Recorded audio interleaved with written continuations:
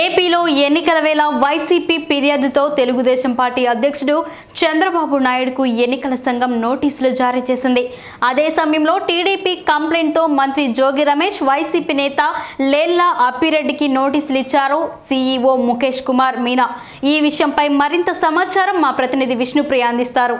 Telugu Desam party అధ్యక్షుడు నారా చంద్రబాబు నాయుడుకి ఎన్నికల సంఘం నోటీసులు జారీ చేసింది. మార్చి 31న ఎమ్మినగూరు, మార్కాపురం, బాపట్ల సభల్లో చంద్రబాబు ఎన్నికల ప్రచార ప్రసంగంపై రాష్ట్ర ఎన్నికల ప్రధాన అధికారికి వైసీపీ ఫిర్యాదు చేసింది. ఎన్నికల ప్రచారంలో సీఎం జగన్ పై ఎన్నికల కోడ్ ని ఉల్లంఘిస్తూ పరుష పదజాలంతో అనుచిత వ్యాఖ్యలు చేశారంటూ వైసీపీ కంప్లైంట్ చేసింది. సీఈఓ ముఖేష్ కుమార్ మీనాకు వైసీపీ నేతలు లేళ్ల అప్పిరెడ్డి, మల్లాది విష్ణు ఫిర్యాదు చేశారు. దీంతో చంద్రబాబుకు ఈసీ నోటీసులు ఇచ్చింది. చంద్రబాబు చేసిన ప్రసంగాలపై 48 గంటల్లో వివరణ ఇవ్వాలని సీఈఓ నోటీసులు జారీ చేశారు. నోటీసులపై స్పందించకుంటే తదుపరి చర్యల కోసం కేంద్ర ఎన్నికల సంఘానికి నివేదిక పంపిస్తామన్నారు. జగన్ విధ్వంస పాలకుడిగా రాష్ట్రాన్ని సర్వనాశనం చేశారని, ప్రజల భవిష్యత్తుని అంధకారం చేసి ప్రశ్నార్థకం చేశారని ఆరోపిస్తున్నారు.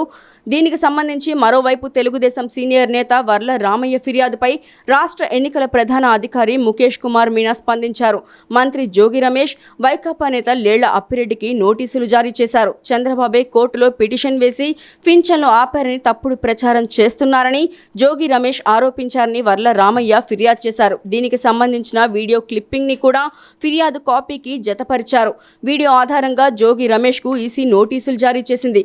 వాలంటీర్ల సేవలో నిలిపివేతకు కారణమయ్యారంటూ చంద్రబాబుపై దుష్ప్రచారం చేస్తూ వైసీపీ అధికారిక ఎక్స్ ఖాతాలో చేసిన పోస్టులపై ఏప్రిల్ 1వ తేదీన వర్ల రామయ్య ఈసీకి ఫిర్యాదు చేశారు.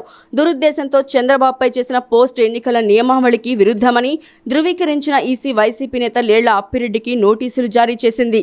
నోటీసులు అందిన 48 గంటల్లో ఇరువురు నేతలు వివరణ ఇవ్వాలని ఈసీ నోటీసులో పేర్కొంది. మరోవైపు రాష్ట్ర ఎన్నికల ప్రధాన అధికారి చర్యలు తీసుకోకుంటే త్వరలో రాష్ట్రానికి వచ్చే ఎన్నికల పరిశీలకులకు ఫిర్యాదు చేస్తామని టీడీపీ నేతలు తెలియజేస్తున్నారు.